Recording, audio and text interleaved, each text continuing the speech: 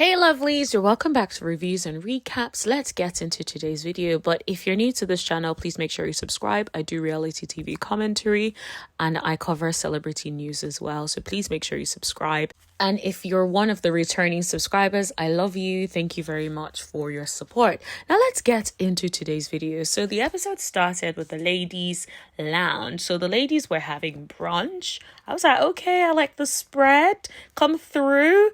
Like for me, any opportunity to eat, I'm like, yes, girl, why not? So then Katerina, the new girl, walked in. Did you see the faces of the girls? The other girls were not feeling it. Like Janelle was not liking it. Unique was not liking it. They were giving hater vibes, okay? The girls were not liking it. It's like, you know, when you join a new school and everyone is like looking at you like, where do you think you've come from? Who the hell are you? That is what it looked like. It was giving catty. It was giving childish. It was giving immature high school, honey. I was not here for it. So Tommy tells them that they're all invited to a Dallas Hoedans and that they should get their cowgirl boots on. I'm like, okay, all right, Tommy, I guess we'll see. So the episode opens up with Sierra and Murray. They went on a date. Sierra starts talking about the fact that, oh, he's wearing a black turtleneck. I'm like, okay. So he's like, you know, I just had to like do a little something for you. I'm like, okay. So I guess turtleneck to you is giving high fashion, but whatever. So they laugh about that. They start talking and getting to know each other. Sierra asked him whether he had been married before or engaged. He was like, he had never been engaged before and never been married. So Sierra is like, okay, why haven't you been engaged before? And he was like, you know, maybe perhaps he had never met anyone that was worthy enough for him to be engaged to. And then he started talking about his ex, who was still dealing with her ex-boyfriend, and so that just was not going to work. So he asked her about her situation and she's like, well, you know, she's been single for 4 years. Of course, she doesn't struggle to be in a relationship, but she's been intentionally single for 4 years. And so Maria starts saying to her that, you know, she's very refreshing to talk to and that he finds it so easy and she's probably the person that he finds it easiest to talk to. So I'm like, dude, in the confessionals, not even the confessionals, in the men's lounge, were you not one of the people who were saying someone else was easiest to talk to? I did not recall you mentioning Sierra at all. So unless they've cut and chopped it, and we always hear them talk about people that go on Ready to Love, talk about how they edit things and move things around. So unless it's that, it's given you're telling and talking about these things. You're saying everyone is the easiest to talk to. So it's like you get in front of somebody and you're like, oh, you're so easy to talk to. And then the next time, another person, oh, you're so easy. Like, which is it? Which is it? So that was pretty much it. The other parts that they kept doing was like all these sexual jokes, which they love to do on Ready to Love, like the sexual innuendos. I was like, okay, like it is escalating. Moving on, Lee invited Red for a date. So she was trying to go out of her comfort zone and invite Red out on a date. When I tell you that it was so awkward, it was so awkward. I've never seen anything quite like it before in my life. Like, it was given dry. It was like they were both boring. Oh my goodness. Like, usually when you have one person that has a bit more energy or something, like, it helps. For both of them, it just looks like they both did not want to be there. They both did not want to put in any effort. It was just, and they're both boring. Like, that's what it came across as. Now, I don't know whether or not that's the reality, but what I'm seeing, it's given they're both boring.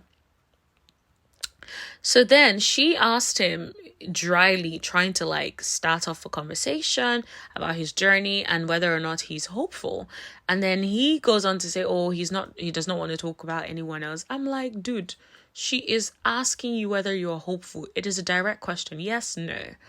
Like, why are you bringing up other girls? Like, she didn't ask you about other girls. She asked if you were hopeful.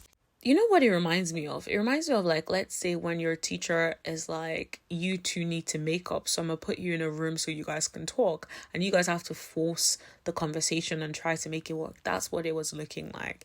It was looking like they were forced to go on a date because there was no chemistry whatsoever, no connection, no conversation. It's like you're both struggling for conversation at this point. And then she starts saying that she doesn't want the conversation to be a business conversation. She wants him to be like lighthearted and funny like he is or whatnot. And he starts talking about his accomplishments and who he had worked for. He's talking about his work as a compliance officer, communications. I'm like, dude, she's not asking you about your job right now. She's trying to get to know you. Like 1 or 2 lines about your job is enough. Like your whole conversation cannot be about your job. It comes across as you have nothing else to be happy about than your job. Like, that is crazy. Like, I'm just like, dude, it's like one thing I've noticed about Red is it's almost like he loves validation. He lives for the applause. I feel like it must be exhausting dating someone who needs the constant reassurance and validation, especially if you're someone who does not say all of those things naturally. Like, it doesn't come naturally to you. Like, you will struggle dating someone who constantly needs reassurance and validation. Red definitely comes across as insecure and wanting his ego to be stroked at every given opportunity. I did not like that at all. So it was finally the whole day that Tommy had been talking about. All the ladies and the men came through. Tommy came through with his cowboy outfit. I was like, okay, all right, Tommy, cool. So then he told the ladies that they have the power to eliminate a man and they would do it at the end of the whole day. And so he told everyone to mingle, get to know each other, and all that good stuff.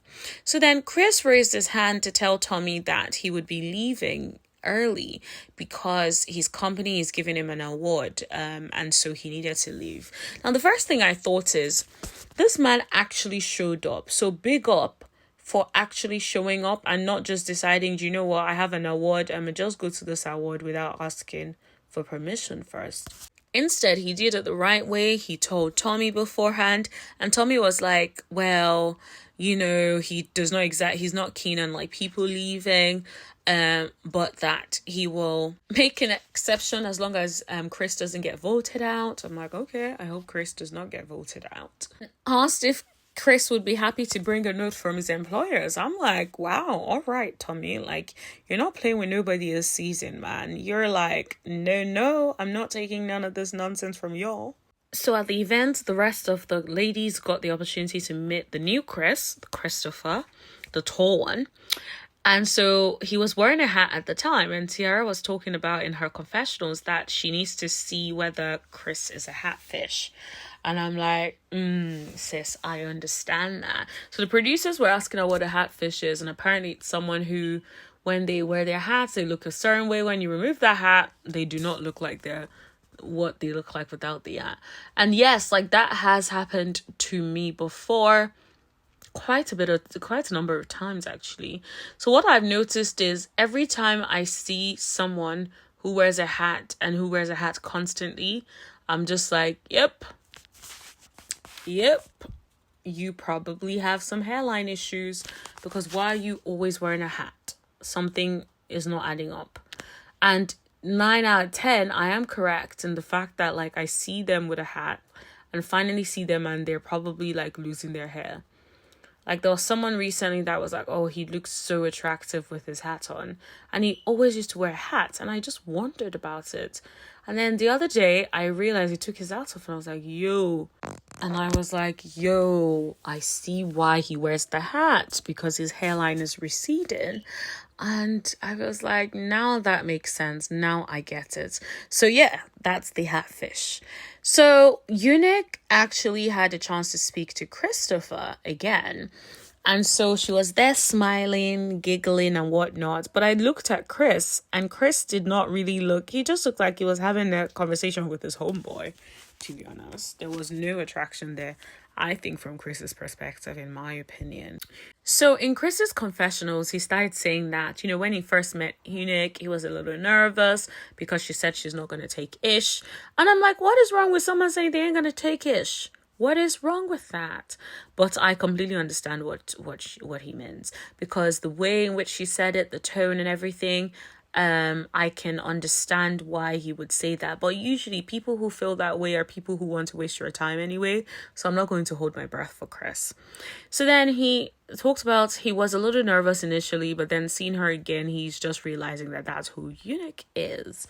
And I'm like, so do you like her? Do you not like her? In my opinion, I don't think you like her, but it is what it is. So over the other side, Janelle and Herbert were laying down talking about how her grandma used to have a swing and she misses the simplicity of having a swing. I like them together. They're like really cute together. So she then starts saying in her confessionals that it is between Herbert and Quentin for her number 1 and number 2. And she's like, who is number 1 today depends on like conversation, and it's always switching between either of them. And I was just like, interesting. So Quentin was over around where Herbert and Janelle were, and he was like, you guys are a little close. I'm like, dude, mind your business. You're on a show called Ready to Love where you guys all date each other until you decide who you want to date. So let's not play that game. Like, dude, let's not act like you don't know what this is. You guys are all dating each other. So moving on, Red had another conversation with Unique. I was just like, oh, come on. Why do you keep having a conversation with this woman? This woman does not want to talk to you. She does not like you. You guys don't like each other. So why do you keep wanting to have conversations with her? Like, it's just giving insecure little boy. Honestly, I do not like that. So he starts bringing it up and wants them to sort of talk about it. And Unique is just like, we had the same, I feel the same way from our previous interaction. That has not changed. I'm like, oop, she is very direct. She is not with the shenanigans. She is so direct. And then he starts saying like, you formed your opinion within 15 minutes or so. You're not even trying to get to know me. I have the best name in the area, blah blah blah, and starts going on about like people know him and that he has such a good reputation. I'm like, dude, I don't care what your reputation is. It's given like, what is your problem, sir? Like, does everyone need to know you? So then she's like, you're a top comedian in Dallas, but you can't take a joke. Because I meant it as a joke. Unique, let's be honest, you didn't mean it as a joke. You said what you said. So just stick to it. Stand by it. There's no reason now to pretend like it was a joke, because it was not funny. It was not a joke. Let's be clear. So then she then says in her confessionals that he's giving her narcissistic vibes. I'm like, dude, what has this man done that has given you narcissistic vibes? It's annoying because like people throw that word out there and it's exhausting because they use it for everything. Anytime a man is not acting in the way they feel like a man should act, oh, he's a narcissist. Oh, he's this. Oh, he's that. Like, can we stop labeling people unless that we are actually sure that that is what they are? Like, for instance, if you look at the traits of a narcissist and he literally hits almost everything, then of course that is a logical conclusion to reach. But I know dang well she didn't check what a narcissist means. She didn't check the traits of a narcissist. She's just saying that because she's heard people say it, in my opinion. The part that got me was Red literally said that he's the king of the city. I'm like, you're the king of the city, but you can't find your queen?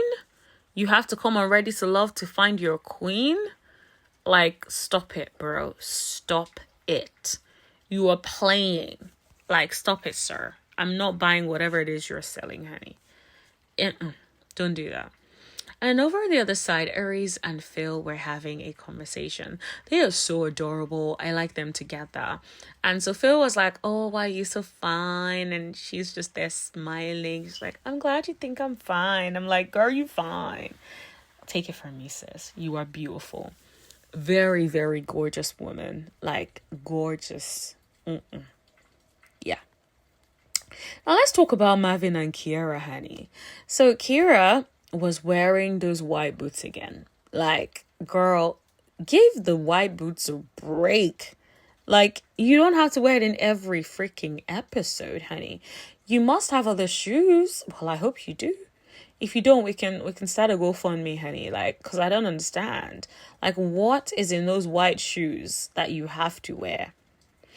Anyways, so she brought up to him about her concern that he really loves the Virgin Islands and wants to settle down and raise kids there.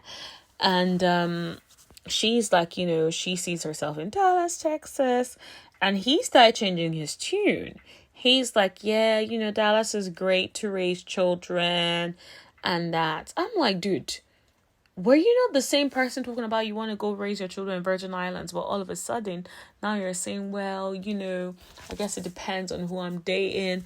Like, dude, it seems like every time you get in front of someone, you tell them what you feel like they need to hear. I just get the impression he's trying to just get through this elimination. He's not trying to get eliminated. He's probably going to have some sort of erotica business out. He's trying to maximize and get the bag, because I don't understand why every episode, every scene he's in, all he's talking about is some sexual madness.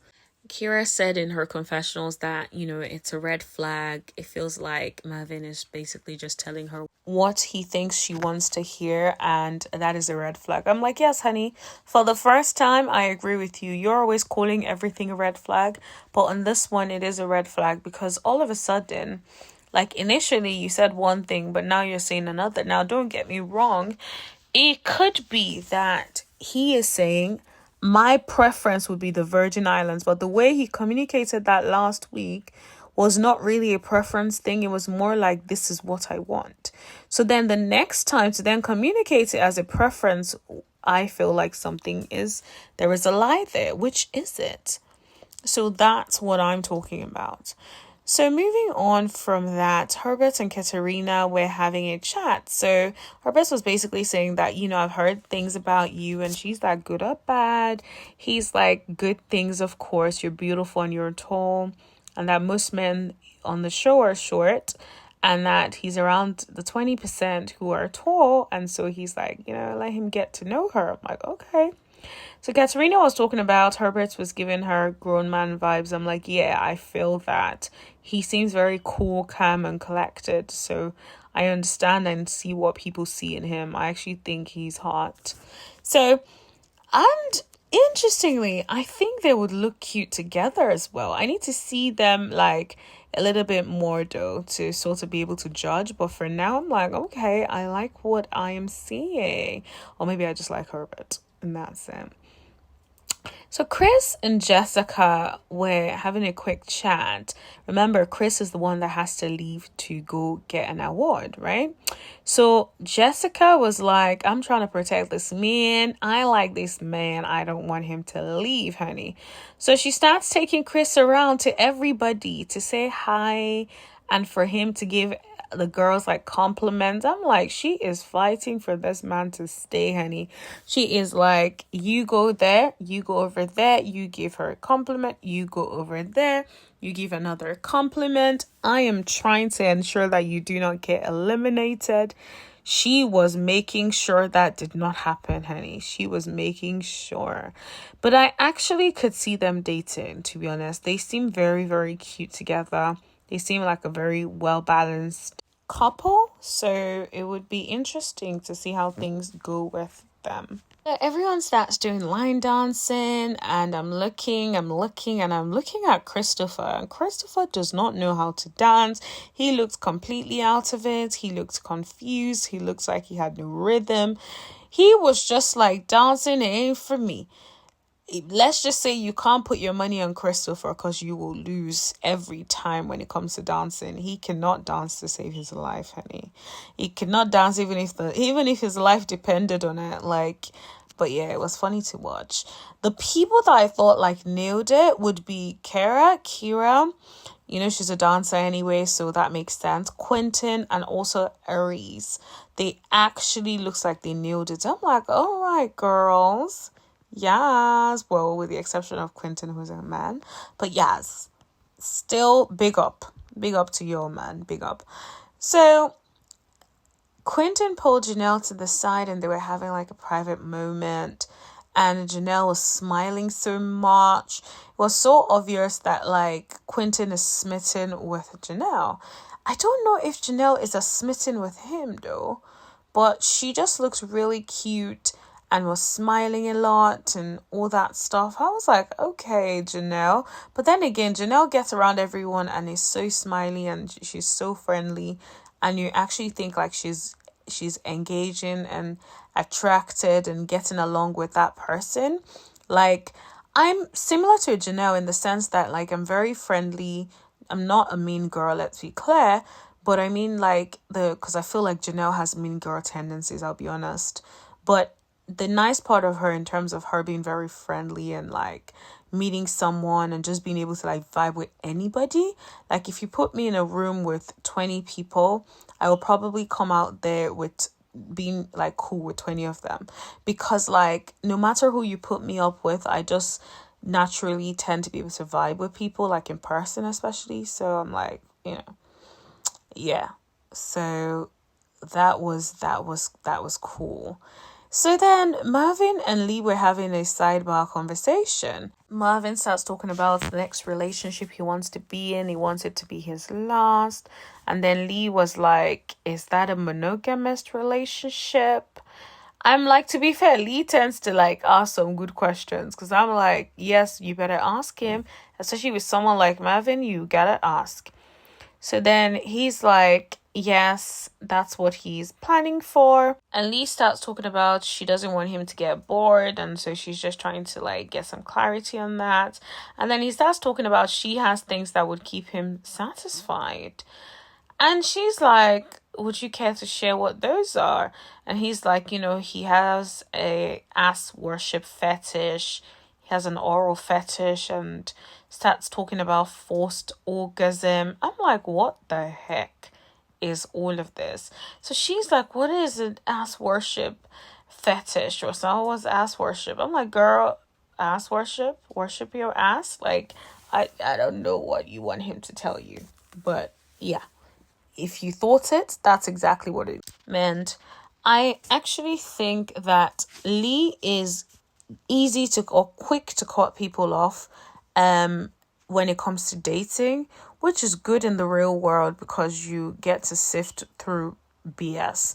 However, you on a show called Ready to Love where you're meant to have multiple people wanting to be with you so that you don't get eliminated. So if your plan is to not get eliminated, girl, if you keep at this, you might actually end up getting eliminated ASAP.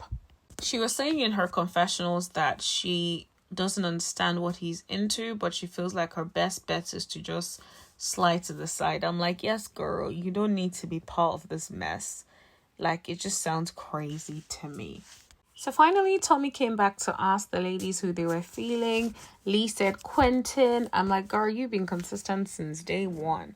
I hope Quentin is feeling you as much as he's making it seem that he is. Because he's also feeling Janelle and he's very vocal about that, honey. So I would have a +1, like another connection, if I can, Lee.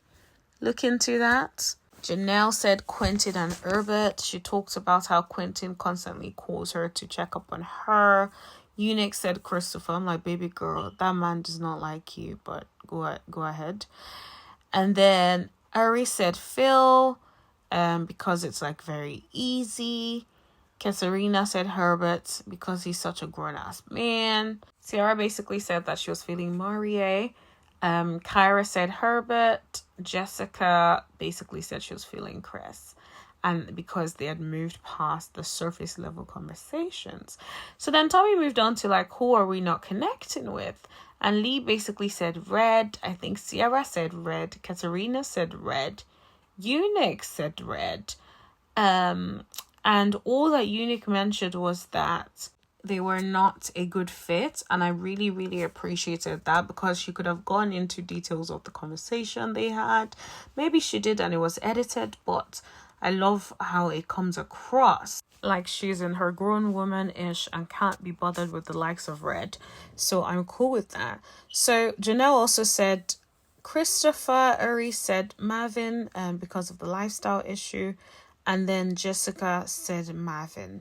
And so that was what happened. We didn't get to see who was eliminated in this episode, so we'll have to wait until next episode to find out. But please make sure you give this video a thumbs up. Please make sure you subscribe, and please make sure you tap on that bell so you get a notification every single time that I post. Thank you. I'll see you later. Bye.